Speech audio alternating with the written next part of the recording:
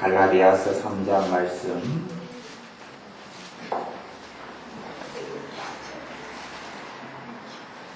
갈라디아서 3장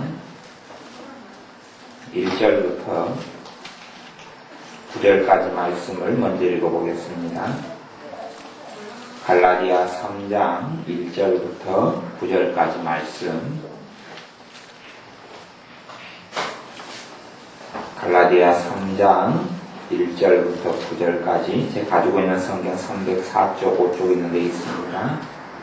갈라디아서 3장 1절부터 9절까지 같이 읽습니다.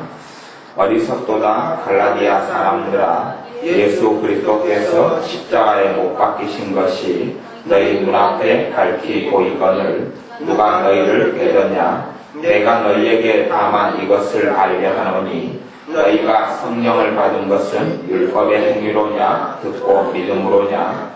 너희가 이같이 어리석으냐? 성령으로 시작하였다가 이제는 육체로 마치겠느냐? 너희가 이같이 많은 괴로움을 헛되이 받았느냐? 과연 헛되냐? 너희에게 성령을 주시고 너희 가운데서 능력을 행하시는 이의 일이 율법의 행위에서냐 듣고 믿음에서냐? 아브라함이 하나님을 믿음에 이것을 그에게 의로 정하셨다 함과 같으니라. 그런즉 믿음으로 말미암는 자들은 아브라함의 아들인 줄 알지어다. 또 하나님이 이방을 믿음으로 말미암아 의로 정하실 것을 성경이 미리 알고 먼저 아브라함에게 복음을 전하되 모든 이방이 너를 인하여 복을 받으리라 하였으니, 그러므로 믿음으로 말미암은 자는 믿음이 있는 아브라함과 함께 복을 받느니라. 아멘. 봉해를 하고 나서도 이 말씀을 설교가 잘못돼 버리면 괴로워요. 그래서 저도 이번에 봉해 때 말씀을 들으면서 괴로움이 아주 심했어요. 왜냐하면 말씀을 잘못 전한 말씀들이 너무 많이 있었기 때문에 그래요. 예를 들어서 히브리서 말씀 11장 6절 가지고 믿음의 정의가 뭐냐? 그럴 때 이 성경은 믿음의 정의를 믿음이 없이는 하나님을 기쁘시게 못하나니 그래서 믿음은 하나님을 기쁘시게 하는 것이다. 그건 다 거짓말이에요. 믿음은 하나님을 기쁘게 아니요. 믿음의 결과가 하나님을 기쁘시게 하는 거지 믿음의 정의는 하나님을 기쁘게 하는 게 아니에요. 가령 예수님께서 베드로가 무리를 걸어와요. 그러다가 폭풍우를 본 다음에 꼬르륵 빠져듭니다. 예수님 무리를 걷는 거 보고 베드로 나도 걷게 하여 주소서 그랬어요. 예수님께서 믿음이 적은 자 왜 의심하느냐? 그러면 그것을 거기에 대입시켜서 하나님을 기쁘시게 적게 하는 자야 왜 의심하느냐? 말이 되지 않는단 말이야. 너가 이를 믿느냐? 그러면 이보다 더 큰 일도 보리라. 믿느냐? 너가 나를 기쁘게 하느냐? 이보다 더 큰 일도 보리라. 그렇게 말을 대입시키면 성경의 다른 부분이 다 으러지고 맞질 않아. 또 복음에는 제1복음도 있고 2복음도 있고 나중에는 이제는 신비한 경험을 해서 연계를 보는 3복음도 있다. 그건 다 거짓말이야. 무슨 복음이 1복음이 있고 2복음이 있고 3복음이 있어. 복음은 하나밖에 없어요. 하나밖에. 복음은 하나밖에 없어요. 이 복음 되신 분은 예수 그리스도 주님이고 주님을 통하여 하나님 나라에 출입하는 거예요. 그러니 믿음을 전혀 모르는 그런 이야기들이 이번에 부흥회 때 말씀이 전해졌는데 그것은 구약시대에 사는 사람이야. 구약시대에 사는 사람. 우리가 완벽하게 되니까 천국에 가는 거 아니에요. 완벽하게 살 수 있으면 예수님 필요가 없어요. 내가 완벽하게 살 수 있어서 어떻게 구원을 받습니까? 우리의 기도 응답도 그래요. 우리가 주님을 의지하고 믿음으로 내 기도가 응답받아요. 그러지 내가 완벽하게 사니까 기도 응답 받는다. 당자가 완벽하게 사니까 아버지 잘했다 끌어안아주고 아들로서 권위를 회복시켜주고 막 달란 말이야. 스스로 자기의 역사하는 7 귀신을 다 쫓아내고 자기의 삶을 다 정리하고 예수께 가니까 잘했다. 너가 이제는 천국이 너 것이다. 그렇게 말씀하신 적이 없어요. 복음의 순서가 완전히 달라지는 거예요. 복음은 하나님의 나라는 믿음으로 들어가는 것. 하나님의 나라는 믿음으로 가고 하나님의 축복도 물론 행위로 받는 축복이 있어요. 그건 성경 하나님 말씀이 66권익을 이야기합니다. 66번이 행위로 받는 축복을 이야기하지만 믿음으로 받는 축복이 더 위대하고 큰 것이에요. 그래서 율법의 중심이 되는 율법은 모세로부터 왔고 모세로 말미암아서 왔고 은혜와 진리는 예수 그리스도를 통하여 왔다라고 말씀합니다. 2장에서는 내가 2장 21절은 내가 하나님의 은혜를 패하지 아니하노니 사도 바울이 내가 아무리 사도 중에 사도고 사도 바울이어도 하나님의 은혜를 내가 패하지 못한다. 은혜가 뭡니까? 받을 자격이 없는 자가 받는 게 은혜예요. 복음은 은혜 속에 있는 거예요. 가치 없는 사람이 받는 것이 은혜예요. 무가치한 자가 받는 것이 은혜예요. 아무런 용서를 받을 수 없는 자가 받는 용서가 은혜예요. 그것이 복음이에요. 그러지 내가 제1복음 예수님을 영접하고 이 복음 모든 죄를 다 끊으니 그 다음에 3복음 속에 들어가고 3복음까지 조금 잠깐 한 줄 이야기하다 그 양반이 그 다음에야 모든 죄를 다 끊어야 구원받는다. 아마 본인 스스로는 나는 모든 죄를 다 끊었다 이렇게 생각하실는지 모르겠어요. 절대 그런 거 없어요. 누가 모든 죄를 다 끊는단 말이에요. 물론 거룩한 성화, 완전한 성화, 요한 웨슬리가 말하는 완전한 성화가 있느냐 하는 문제가 신학적으로 들어가면 좀 복잡한 문제. 그리고 저는 실제적으로 이 땅에 살면서 완전한 성화가 가능하다고 저는 믿는 사람입니다. 하지만 그런 사람이 역사 이래로 에녹이라는 하나님의 사람이 있었어요. 또한 엘리야도 저는 그랬다고 믿어요. 그러한 일부의 사람들, 과거에도 요한 웨슬리 목사님도 그러한 믿음 속에 들어갔다고 많은 사람들은 생각하고 이야기해요. 저는 그게 가능하다고 생각해요. 개인적으로는 위대한 봉사했던 찰스 피 목사님 같은 경우에 자서전을 볼 때는 그분도 그러한 깊은 은혜 속에 들어갔다는 것을 제가 보고 생각해요. 그렇지만 내가 완전한 삶을 살기 때문에 구원받는 건 아닙니다. 예수님 때문에 구원받는 거예요. 그래서 믿음과 행위는 제가 복음을 이야기하면서 믿음과 행위가 같다 이야기한 적이 없어요. 믿음과 행위가 같다 이게 아니에요. 믿음에 따르는 자연적인 순종이 있다는 거지. 가령 내가 부모님을 사랑해요. 부모님을 사랑하면 그 결과가 있다는 이야기. 부모님을 사랑하면 부모님을 공경하는 마음이 생기고 부모님을 사랑하면 순종하는 것이 생기고 그런다고 내가 부모님을 사랑해서 어제는 사랑 안 하다가 오늘 사랑했더니 과거에 1%도 순종 안 하던 것이 100%다 순종이 되는 그건 아니란 말이에요. 그렇게 될 수가 없어요. 어찌 내 성격적인 결함과 단점이 다 처리가 된단 말입니다. 그리고 솔직한 이야기로 사람이 상처를 받는다. 상처받는 게 죄예요. 상처받는 게 죄. 실제로는 그래서 우리가 상처받는 것이 다 없어져야 해요. 근데 상처는 그러면 타인이 주느냐 내가 만들어서 받느냐 내가 만들어 받는 거예요. 타인이 주는 건 아니에요. 타인이 내 마음에 상처를 줄 수 없어요. 타인이 주는 것을 내가 내 마음에 받아들일 수도 있고 거부할 수도 있는데 내가 받아들이니까 상처가 되는 거예요. 그런 거지. 누가 내 육신은 손을 댈 수 있어요. 타인이 내 육신을 터치할 수 있단 말이에요. 지나가다가 어이구 아가씨 이쁘네 손을 확 잡을 수 있죠. 나라 그럴 수 있죠. 근데 마음은 타인이 아무도 손을 댈 수 없는 거예요. 내 마음은 타인이 아무도 손을 댈 수 없어요. 왜? 보이지 않는 내 영혼의 가장 중심에 있기 때문에. 근데 상처는 내 마음이 받는 거거든요. 마음에서 이제 감정과 연결되고 생각과 연결되고 지성과 연결되는 건데 마음이 상처를 받는데 어떻게 마음에 누가 상처를 주냔 말이죠. 가능하지 않아요. 내가 스스로 상처를 받아들이는 것. 상처를 받을 때는 문제가 뭐가 생기느냐 하면 상처를 받게 되면 은혜가 소멸되고 사라지기 시작해요. 상처를 받으면 은혜가 소멸되고 사라져. 상처를 받으면 기쁨이 사라져. 상처를 받으면 감사가 사라져. 그리고 문제가 일어나기 시작하죠. 왜냐하면 왜 성령님의 역사가 은혜가 사라지느냐? 상처가 나타나니 왜 사라지느냐? 뭐겠어요? 상처의 주범이 이 상처의 주범은 죄이기 때문에 그러는 거예요. 상처의 본질은 죄예요. 그래서 우리가 회개를 한다, 상처 치유를 한다 할 때의 본질은 죄에 대한 회개가 본질이 되는 거예요. 어떤 사람이 용서가 본질이다 그러는데 회개가 본질이고 그 다음에 두 번째 부본질이 용서다. 이렇게 이제 갈 수 있는 거지. 그래서 우리의 삶 가운데 내가 스스로 받는 상처를 통해서 타인이 상처를 내게 주었다. 내가 상처를 받았다. 이렇게 말하는 것 자체가 상처가 오히려 악화되거나 그대로 남게 되는 문제가 생겨나고 말아요. 하나님의 자녀들은 믿음으로 사는 겁니다. 내가 너희에게 다만 이것을 알게 하노니 너희가 성령을 받은 것은 율법의 행위로냐 듣고 믿음으로냐. 너희가 성령을 받은 것은 율법의 행위로냐 듣고 믿음으로냐. 하나님의 자녀에게 가장 큰 선물들이 있어요. 봐보세요. 큰 선물이 중요합니까? 작은 선물이 중요합니까? 돈 100억이 중요합니까? 100원이 중요합니까? 100억이 중요하죠.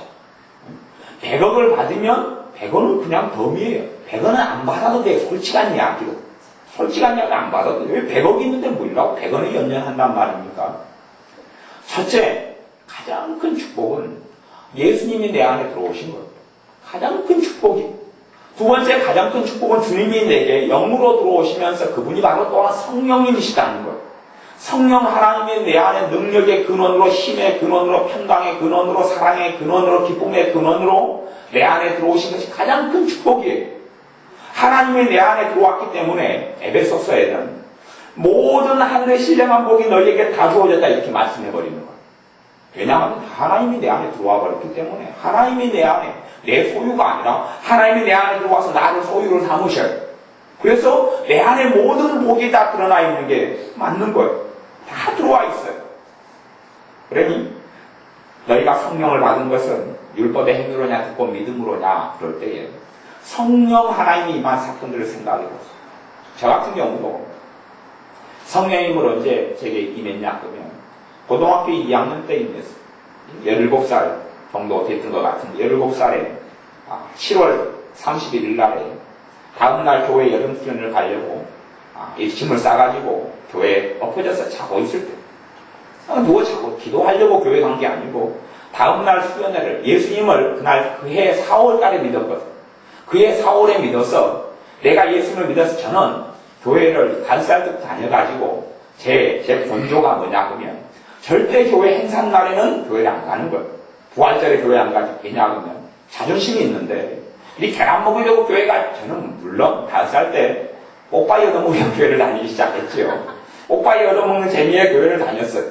그러다가 연륜도 머리가 크고 나니까 얻어먹으려고 교회 다닌다 하는 소리가 굉장히 싫은 거예요.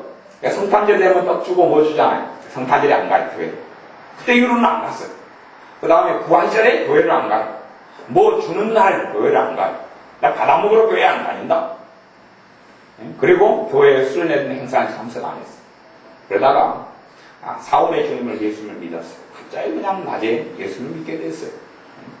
그것도 고등학교 점입시간에 앉아 있다가 전도지 보고 예수님을 믿게 됐어요. 교회를 10몇 년을 다녀도 예수님 못 믿다가 그때 전도지를 또 봤어요. 그래도 성령님께서 제게 임하시지 않았어요. 그러니 제 삶에 변화가 없었어요. 변화가 되지 않는 거예요. 한 7월 31일 날에 이제는 기념으로 예수님을 내가 믿은 기념으로 그 교회에서 하는 수련회라는 게 하나 있다는데 내가 한번 참석해 보아야 되겠다. 그리고 전날에 교회 가서 DB에 자고 있었어요. 근데 교회가 집사님들 또 목사님 사모님이랑 모여서 기도회 모임을 가지고 있었어요. 교회가 원당이 크죠. 커요. 80평, 90평 돼요. 그래서 이제 한쪽 미팅에서 엎어져서 그 방석을 깔고 자고 있고 저기서는 기도회 하고 있어요. 그리고 거기에서 조금 있다가 제게 성령님께서 임하셨어요. 좀 집에 자고 있는데 엎어져 자고 있는데 이제 초저녁은 아니고 좀 늦은 시간이라도 뭐 좀 그냥 비몽사몽간이다가 잠이 얼뚱말뚱하고 누워서 뒹굴뒹굴 하고 있는 거예요. 그런데 거기에 성령님께서 임하셨어요. 제가 거기에서 회개가 터지고 거기에 반응이 터졌어요. 그러면 제가 대관절을 뭘 얼마나 잘났길래 가장 중요한 선물, 가장 위대한 선물인 성령님께서 내게 임하셨단 말입니까? 아니 여러분의 삶도 생각해보세요. 여러분의 삶이 여러분이 똑바르게 살고 올바르게 사니까 성령님이 임하셨는가요? 아니면 내가 주님을 찾고 주님을 구하고 주님을 의지하고 내 부족하고 볼품없는 것에서 눈을 돌려서 그 볼품없고 부족하고 어리석고 악한 나를 위해서 십자가에 돌아가신 주님을 볼 때에 그러니 거룩하신 성령께서 임하셔서 나를 깨끗게 하고 은혜를 주시고 회개가 생기게 하시고 그리고 은사가 오고 그런 은혜가 왔는지 생각해 보셔야 돼요. 그것을 사도 바울이 갈라디아 교회에게 가르쳐주는 거예요. 왜냐하면 갈라디아 교회가 어떤 모양으로 갔냐 하면 복음과 율법을 혼합해버렸어요. 복음과 율법의 혼합주의로 가버렸어요. 복음과 율법의 혼합주의로 가서 결국은 이제는 예수님이 하는 모든 말씀도 율법으로 만들어버렸어요. 그래서 요건 지켜야 천국 간다. 이번에 부흥회했던 그 목사님의 설교 내용하고 갈라디아 교회가 빠졌던 오류하고 같은 거예요. 그래서 이건 행하고 이건 죄가 다 끊어주고 해야지 천국 간다. 그래야 구원받는다. 그러니 그 목록 가지고 발버둥을 친 거예요. 그러니 이들의 삶에는 믿음은 떠나간 거예요. 행위를 붙잡았어. 율법의 행위를 붙잡았어. 이걸 해야지. 그러니 그때부터 생긴 게 뭐냐 그러면 율법의 행위를 붙잡는 사람에게 생기는 건 반드시 하나가 있어요. 판단, 비판, 정죄가 생깁니다. 더 많이 생겨요. 율법의 행위를 붙잡는 사람은 이제는 교인이 들어오면 옷을 보면 판단하죠. 얼굴 보면 판단. 얼굴 보면 그래서 사람들이 위선자가 되어지기 시작하는 거예요. 우중충하게 집사님이 들어와요. 집사님, 믿는 사람은 그렇게 우중충한 얼굴 하면 안 됩니다. 아니, 우중충할 수도 있죠. 날도 우중충할 수 있는데 내 얼굴도 내 마음대로 할 수 있지. 날도 밟으면 내 얼굴도 밟을 수 있고 얼굴에 자유가 있는 건데 집사님이 내가지고 왜 얼굴 우중충합니까? 교회가 그런 풍교가 퍼지면 얼굴 우중충하면 정죄받아요. 우중충하면 저 사람 믿음 없는 사람이다. 그렇게 될 수 있단 말이에요. 근데 항상 좋은 척 해야 되죠. 옷도 기준이 생겨나기 시작해요. 그래서 성경이 단정히 행하라 그러는데 그런 옷이 단정한 옷입니까? 정죄가 들어오고 말은 하지 않는다. 그래도 이제 내 생각 속에 내가 율법성이 강해지면 복음에서 내가 떠나기 시작한 다음부터는 내 안에가 점점점 강해지는 것은 율법성이 강해져. 그 다음에 율법성이 강해지면 두 가지를 행합니다. 그 율법성을 자기에게 행하고 타인에게 행합니다. 자기에게 행하고 타인에게 행합니다. 칼을 뽑아요. 칼을 뽑아서 누구라도 베면 좋은데 그것으로 자기를 베고 타인을 베요. 성품이 내성적인 사람은 타인을 베고 자기를 찌를 때도 입을 다물고 찌르죠. 외향적인 사람은 빼서 입을 열면서 찌르려요. 그렇죠. 그러니까 내성적인 사람이 입을 다물고 속으로 판단하고 속으로 정죄하고 속으로 저 사람 왜 저런데 그러고 외향적인 사람은 입을 열어가지고 겉으로 정죄하고 겉으로 판단해. 왜 그러느냐? 복음에서 점점점 떠나가기 때문에 복음이 내 안에 살아 숨쉬는 사람은 용서가 가능해. 복음이 살아 숨쉬는 사람은 용납해져. 주님이 나 같은 것도 용서하시고 사랑하셨는데 내가 안 그렇게 될 수가 있느냐? 그래서 하나님을 사랑하고 이웃을 사랑하는 게 가능해져. 주님께서 겟세마네 동산에서 계속하게 반복했던 기도 중에 하나는 뭐냐? 그러면 내 제자들, 내 사람들이 하나가 되게 해주옵소서 하는 거예요.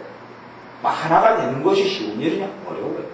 하나가 되는 것은 너무 어려워요. 왜냐하면 천인 천색 만인 만색 백이면 백 천이면 천 만이면 만 모든 사람이 다 다르기 때문에 다른 걸 떠나서 모든 사람에게는 흠이 있고 약점이 있고 부족한 점이 다 있는 거예요. 그러면 부족한 점이 어떤 사람은 많고 어떤 사람은 적은데 하나가 된다는 이야기는 그 용납하고 끌어안아야 되는데 용납이 되느냐 하는 거죠. 용납이 안 되는 거죠. 그러니 너하고는 함께 못해 이렇게 가는 것. 그것이 내 안에 율법성이 들어오면 일어나는 현상, 자연적으로 이게 점점점 강해져서 사람을 선을 긋게 되고 판단하게 되고 정죄하게 되고 그렇게 생기면 이 율법성이 강한 것 때문에 우리의 삶 속에 극단적인 문제들이 벌어지기 시작해요. 그러니 이 주님의 복음을 갈라디아 교회는 율법주의로 율법성으로 복음을 해석했어요. 그러면서 이제는 성령이 그래서 사도 바울이 너희에게 가장 중요한 게 무엇이냐? 너희에게 임한 가장 큰 축복이 무엇이냐? 하면서 성령님께서 너희에게 임한 거라는 생각이 들어요. 성령님께서 임한 것이 너희 믿음을 통해서 임했지. 너희가 잘 살고 너희가 똑바로 살고 너희가 바르게 살아서 성령 하나님께서 너희에게 임하셨느냐? 라고 묻는 거예요. 그러니 그걸 가만히 제 과거나 여러분의 과거나 생각해 보시면 여러분이 잘나서 성령 하나님이 임하신 게 아니란 말이에요. 가장 큰 축복이에요. 가장 큰 축복이에요. 솔직히 기도도 그렇습니다. 내가 바르게 살면 하나님께서는 나뿐만 아니라 내 후손들에게 축복해 주십니다. 내가 하나님께 순종하고 살면 나뿐만 아니라 내 후손에게 축복해 주는 건 사실이에요. 그건 사실이고요. 그건 사실인데 내가 부족하게 살아왔어요. 그리고 어떠한 기도 제목이 생겼어요. 하나님께 그 기도 제목을 가지고 매달리고 기도해요. 하나님이 들어줍니까? 안 들어줍니까? 들어주죠. 들어주잖아. 그러면 삶의 어떤 축복을 누리는 것이 뭘로 가능합니까? 기도로 가능합니다. 그래서 기도를 은혜라 그러는 거죠. 기도는 은혜의 통로다 그렇게 말씀합니다. 하나님의 축복의 통로는 기도다 그렇게 말씀하는 거예요. 아니, 과거에 아합이라는 왕이 있습니다. 아합이라는 왕이 온갖 못된 짓을 다 했어요. 아합이라는 왕은 이스라엘 왕인데 자기 마누라 말 듣고 또한 자기가 또 나서서 교회를 무너뜨리고 교회를 대적하고, 그때의 교회는 믿는 백성들을, 그때 교회, 왜 구약기도 광야 교회 그렇게 성경에 언급하기 때문에 그때 영적인 교회를 이야기한다면 하나님을 바르게 믿고 섬기는 사람들의 신앙을 해방하고 때론 사람을 포도원에 탐나서 죽이기도 하고, 이런 정말 이 안에 악이 가득한 삶을 살았어. 그런데 이 아합에 대해서 하나님의 선고가 너는 죽고 다시 살지 못하리라 선고를 하고, 넌 죽으리라. 자기만 하나님을 제대로 안 섬긴 것이 아니라 모든 하나님의 백성들에 대하여 그렇게 만들어버려서 다른 사람들도 완전히 다 하나님을 떠나버리는 이런 악의 종자가 됐기 때문에 그러는 거예요. 그런데 아합이 겸비해서 하나님께 살려달라고 그럽니다. 그리고 하나님은 아합을 살려줍니다. 가보세요. 아니, 죽을 병에 걸린 사람을 다시 치료시켜주고 살려주고 생명 연장시켜줍니다. 그게 은혜가 아닙니까? 그게 은혜가 아니에요. 근데 그런 은혜를 하나님의 자녀도 아니고 하나님을 떠나고 악하게 산 아합도 받는데 하나님의 자녀가 왜 못 받습니까? 또 그런 이야기를 했어요. 참 답답한 이야기인데, 백성이 아닌 사람이 내가 믿기 전에 지은 죄는 쉽게 용서되고 믿은 다음에 지은 죄는 쉽게 용서 안 된다. 그래요. 거짓말이에요. 거꾸로 이야기야. 정말 거짓말이에요. 여러분이 생각해 보세요. 여러분이 이제 자식이 없으셔가지고 고아를 하나를 입양을 했어요. 너무나 그 아이를 여러분이 사랑해요. 여러분 친자식까지 돼. 친자식. 입양했으니 이제 친자식이에요. 사실 내 속으로 안 나왔다 뿐이지 내가 키운 친자식. 그래서 사랑하고 살았어. 근데 이 자식이 과거에 도둑질을 했다가 잡혀 소년에 갇혀 있는데 여러분이 그 고아인 소년에 갇힌 도둑질한 애를 잡아다가 데려다가 여러분이 이 자식으로 삼은 거예요. 자식으로 삼았어요. 근데 그 아이가 아직도 도둑질한 버릇을 고치지 않았어요. 그 도둑질하다가 다시 잡혔어요. 그럼 무슨 일이 벌어지느냐 하는 거죠. 무슨 일이 벌어지느냐. 왜 그 아이는 과거에 소년을 갔냐? 그러면 도둑질하고 자기가 갚을 능력이 없죠. 죄를 다치고 자기를 변호할 사람도 없죠. 소년에 갔어요. 근데 그 다음에 자식이 된 다음에는 도둑질 똑같이 했는데 소년에 안 들어갔습니다. 첫째는 부모가 보상을 해줬거든요. 부모가 도둑질한 거에 이상으로 갚아줬어요. 그러니 흐지부지 됐어요. 또 다시 도둑질을 또 했어요. 부모가 가서 이번에는 돈을 줘도 용서 못한다. 부모가 무릎 꿇고 잘못했다고. 내가 내 자식을 잘못 키운 내 죄라고 통곡하고 오니까 또 용서해줬어요. 그러면 자식 입장으로서는 용서받기가 더 쉬우냐 더 어려우냐? 사실은 우리가 예수를 믿는 것이 죄에 대한 면제권이 되면 절대 안 되지만 절대 그렇게 되면 안 된다고 성경이 이야기해요. 우리가 마음 자유가 왔는데 마음대로 죄를 지어서 되느냐? 로마서에 그런 결론이 때로는 이르기도 하는데 그렇지는 않다 이렇게 말씀해요. 그럼에도 불구하고 하나님의 자녀가 될 때, 하나님의 자녀 이전과 하나님의 자녀일 때 하나님의 사랑을 누가 더 누리고 받느냐? 하나님의 자녀일 때 더 받아요. 용서를 누가 더 쉽게 받느냐? 하나님의 자녀일 때 받아요. 왜 그런 줄 압니까? 성경 66권 하나님의 말씀은, 이 약속과 축복의 말씀은 자녀에게 준 겁니까? 자녀가 아닌 자에게 준 겁니까? 자녀에게 준 거예요. 용서에 대한 말씀, 화제에 대한 말씀, 용서해 주겠다는 말씀도 자녀에게 준 겁니까? 불신자에게 준 겁니까? 자녀에게 준 거예요. 기도에 응답해 주겠다는 말씀, 기도 중에서 우리 주기도문도 하듯이 용서해 주옵소서 하는 용서기도, 용서를 비는 기도도 기도잖아요. 그러면 기도에 응답해 주겠다는 말씀이 자녀에게 준 말씀이란 말이에요. 그러니 자녀가 얼마나 더 큰 축복을 누리며 자녀가 얼마나 더 큰 용서를 누리며 자녀가 얼마나 더 큰 사랑을 누리는 줄을 알아야 돼요. 우리는 예수님을 통하여 하나님의 나라로 들어갑니다. 내 삶의 어떤 행위가 아니라 예수님을 통하여 하나님의 은혜 속에 들어가요. 그래서 갈라디아서 3장 9절 말씀에 보면 그러므로 믿음으로 말미암은 자는 믿음 있는 아브라함과 함께 복을 받느니라. 믿음을 통하여 뭘 받습니까? 복을 받아요. 행위로도 제가 성경이 율법이 복을 받는다고 말씀하고 행위로도 신약 성경도 복을 받다. 그건 당연한 거예요. 당연한 건데 그것보다 더 우월한 법도 있어요. 우월한 법. 그리고 참된 믿음은 행위가 나타나는 거죠. 참된 믿음은 올바른 행위가 나타나요. 근다고 믿음이 곧 행위다 이건 아니에요. 다른 거예요. 여러분이 믿음이 행위다. 또한 믿음은 순종으로 나타나요. 근다고 믿음은 곧 순종이다 이건 또 아니에요. 성경에 믿음이 나온 구절들에 그 대입시켜보면 말이 안 되는 거예요. 제가 아까 맨 처음에 말씀을 나눈 대로 집어넣으면 말이 안 되는 거예요. 따라 내 믿음이 너를 구원하였으니 평안히 가라. 따라 내 순종이 너를 순종으로 집어넣는다면 너 순종이 너를 구원하였으니 평안히 가라. 그럼 그 사람이 그럴 거예요. 주님 내가 순종한 거 없는데요? 순종한 거 없는데요? 그리고 또 너가 이 산을 명하여 저리 던지우라 바다에 던지우라 하면 될 것이요. 이를 믿으면 이루어진다. 그러면 산을 저 바다에 던지우라 하고 이를 믿으면 이를 순종하면 될 것이다. 우리가 그 해봐야 안 돼요. 왜? 믿음하고 순종은 다른 거기 때문에 달라요. 같은 건 아니에요. 믿음이 참 믿음의 결과가 순종으로 나타나고 다른 믿음의 결과가 행함으로 나타나고 그래서 야고보서 말씀에도 행함과 믿음이 함께 일한다 그렇게 이야기하는 거지 행함과 믿음이 한 덩어리다 이렇게 이야기하는 건 아니에요. 같은 것이다 이렇게 이야기하는 건 아니에요. 그러니 사실은 복음에서 믿음이 빠져버리면 복음이 복음이 아니에요. 대신 믿음이라는 것은 지적인 동의 이상의 것이에요. 우리는 보통 믿음을 지식으로 만들어 버리는데 성경에는 믿음은 마음으로 믿어 의에 이르고 이렇게 이야기하고 믿음은 머리로 믿는 건 믿음이 아니고 마음에서 믿는 거예요. 사실은 그것이 좀 어려운 면이 될 수 있죠. 마음이라는 것이 뭐냐 하면 내 인간 중심, 내 영혼육, 내 영혼과 육체를 가진 나의 가장 중심이 마음이에요. 그러면 나의 중심에서 믿는 것, 그것이 믿음이라는 내 지식으로 믿을 수 있어요. 지식으로 믿는 건 믿음이 아니에요. 지식은, 이 지성이라는 것은 내 중심이 아니거든요. 지성은 내 중심이 아니에요. 마음이 사람의 중심이기 때문에 성경은 마음에서 믿는 걸 이야기해요.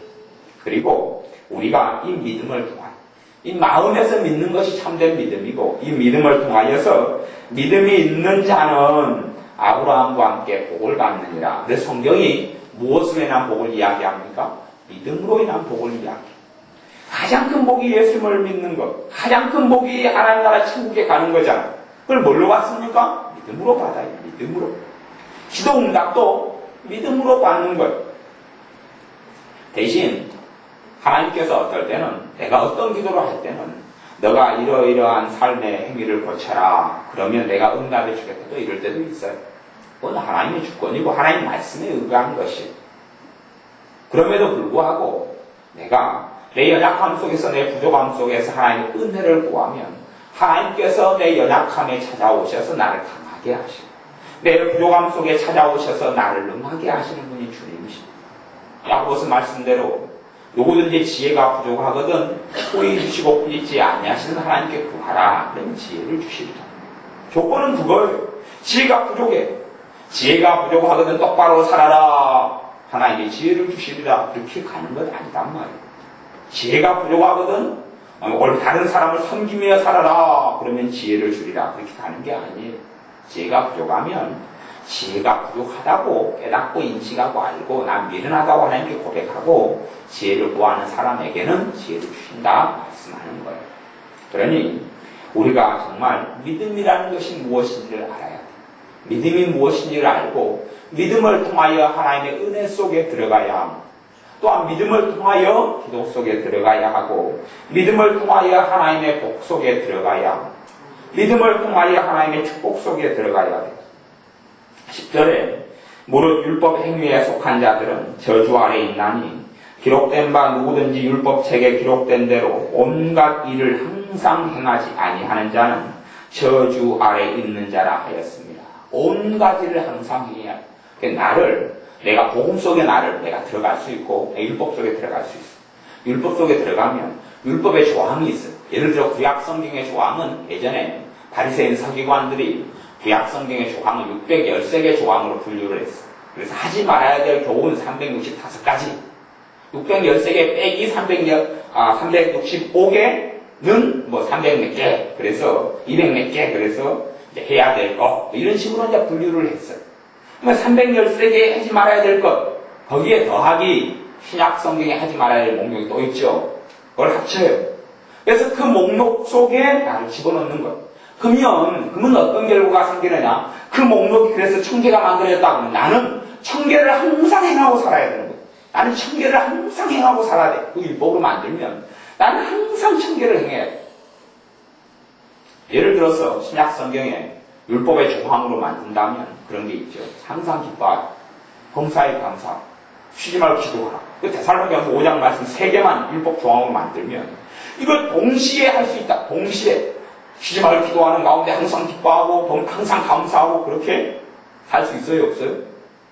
없지요. 그러면 하나님 말씀이고 명령이잖아요. 순종해야 되죠. 그렇게 못 살잖아요. 그러면 이번에 부흥사 설교하신 송 목사님이 항상 기뻐하고 쉬지 말고 기도하고 범사에 감사 그런 사람이 살고 있습니까? 아니요. 그거 불가능하거든요. 그게 율법이라면 다시 올까요? 왜요? 아니 논리적으로 이야기한다면 하나님 명령에 순종하지 않는 것이 죄입니까? 죄가 아닙니까? 죄지요. 죄잖아요.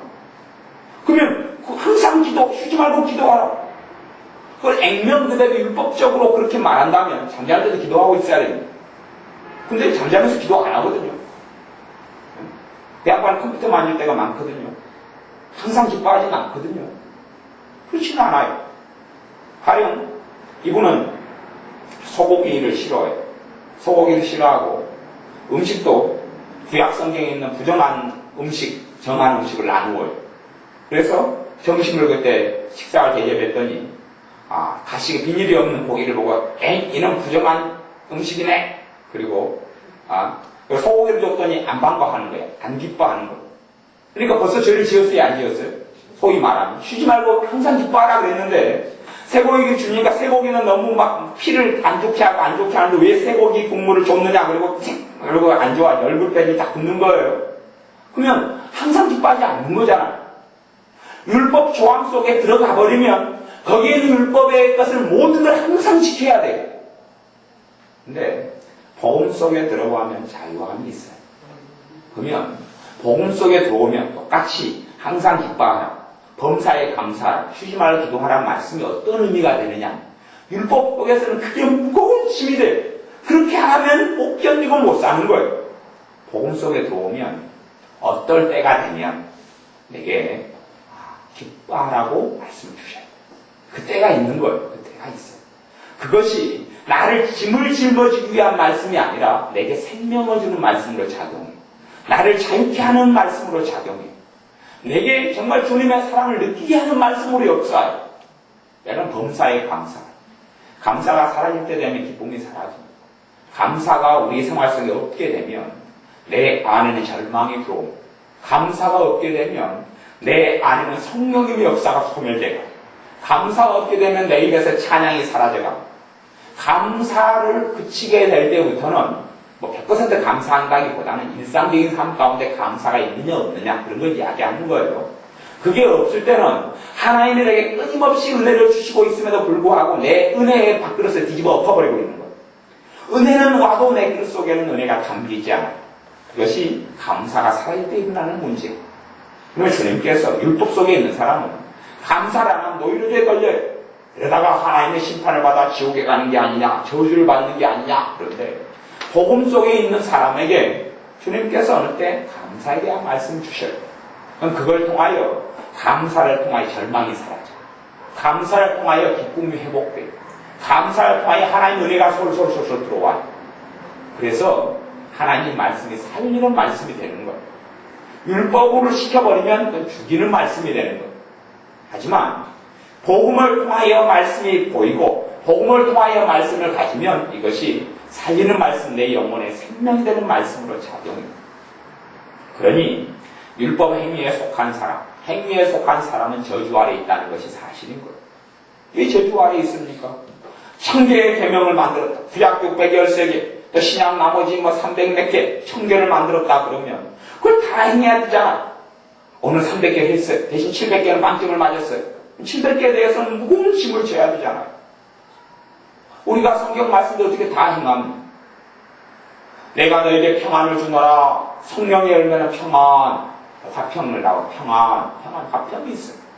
내가 뭐 오늘 하루 내내 평안했느냐, 화평했느냐? 당연히 저나 여러분이 하루 내내 평강이 있지는 않으셨을 거예요. 그럼 그것이 이제 죄가 돼서 여러분을 짓누르는 거죠. 오늘 24시간 가운데 몇 프로나 내가 평강했느냐 따지면 이제 벌칙 아파지는 겁니다. 벌칙 아파져요. 근데 평강을 주시는 주님의 말씀은 나를 정말 그대로 살게 하고 기쁘게 살게 하고 감사로 살게 하는 평강을 주시는 거지. 그런 거지. 네 평강 안 했구나. 네 하루 종일 내가 살펴봤더니 24시간 가운데 4시간 평강했고 20시간은 떡을 쳤구나. 그러니 떡집으로 너는 가거라. 그런 거 아니란 말이야. 20시간은 너가 완전히 빵점이다. 20시간 동안 내 평강이 어디 갔느냐 이놈아. 너는 지옥으로 직행하라. 그렇게 하는 것이 아니란 말이야. 그러니까 여러분이 하나님 말씀을 받을 때 율법으로 받지 말고 복음으로 받으시라. 율법으로 받지 말고 생명을 주고 은혜를 주는 말씀으로 받아들여야 돼. 성경을 읽을 때 정죄해. 자꾸 말씀이 나를 정죄해.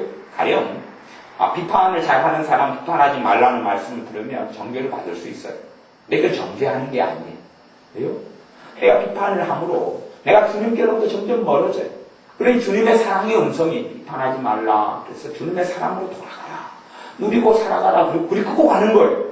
그렇지. 여러분, 네가 비판하고 살았으니 너 가만두지 않겠다. 그렇게 하는 말씀하고는 사실 다른 음성이고 다른 음조고 음색이에요. 주님께서 우리를 살리고자 말씀을 주시고 나중에는 심판주로 오실 때가 있어요. 재림하실 때 심판주로 오십니다. 하지만 재림하신 주님이 심판주로 오심에도 불구하고 우리에게 있어서는 구원주로 오시게 돼요.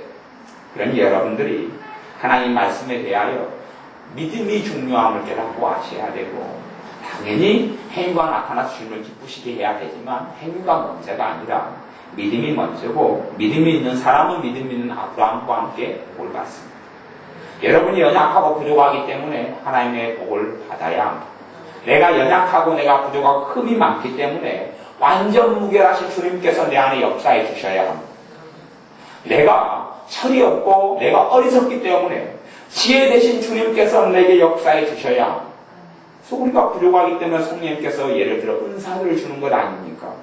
성령 내가 부족하기 때문에 성령님께서 은사들을 주는 거예요. 내 입의 찬양만으로는 하나님을 기쁘시게 할 수 없기 때문에 내 능력을 뛰어넘는 찬양의 은사가 오고 내가 설교를 하는 목회자 같으면 설교를 자기 힘으로 사람들을 변화시키지 못하기 때문에 설교할 때 되면 성령님께서 통로로 사용하고 성령님께서 역사하시는 설교의 기름부음, 설교의 은사가 임해서 설교를 주님의 뜻대로 조금 더 다르게 할 수 있도록 역사해 주시고 그런 은혜와 은사들이 내가 연약하기 때문에 오는 건데 뭘 통해 옵니까? 주님의 십자가를 통해서 옵니다. 주님의 복음을 통해서 옵니다. 주님의 사랑을 통해서 옵니다. 그래서 그걸 맛보는 우리는 주님께 감사하고 복음에 취하게 되고 주님의 사랑에 취하게 됩니다. 그러니 우리가 14절 말씀, 갈라디아 3장 14절 말씀 읽고 기도합니다. 이는 그리스도 예수 안에서 아브라함의 복이 이방인에게 미치게 하고 또 우리로 하여금 믿음으로 말미암아 성령의 약속을 받게 하려 함이니라. 믿음을 통해서 성령님의 약속을 받는다. 그렇게 말씀합니다. 그러니 이 갈라디아서를 깊이 있게 읽는 사람들 그러면 얼마나 믿음이 가치가 있고 얼마나 주님이 가치가 있고 얼마나 복음이 귀하고 얼마나 주님의 사랑이 귀한지를 발견하게 되어서 그래서 내 행위에 근거하지 않고 주님의 행위에 근거해서 내 의를 입지 않고 주님의 의를 입어서 주님의 의를 입어서 하나님께 나아가고 하나님의 사랑을 받고 살아가는 삶이 가능해질 겁니다. 기도하겠습니다. 사람이 의롭게 되는 것은 율법의 행위에서 난 것이 아니오 오직 예수 그리스도를 믿음으로 말미암는 줄 아는 거로 우리도 그리스도 예수를 믿나니 말씀하신 대로 우리가 믿음으로 살게 하여 주옵소서. 내 행위, 내 부족함, 내 어리석음 보고 의지하지 아니하고 더 주님을 의지하고 신뢰하고 따르는 우리가 되게 하여 주옵소서.